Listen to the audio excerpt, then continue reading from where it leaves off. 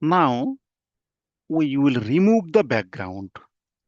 So to remove the background, we have to write a syntax, theme classic, but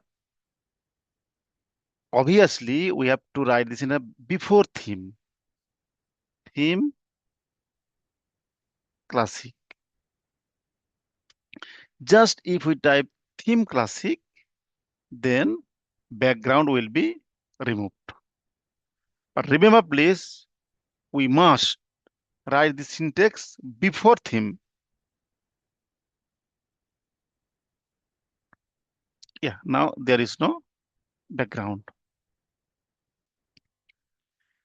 This is our publication ready graph. So we can modify anything. For practice purpose, I would request please modify one by one.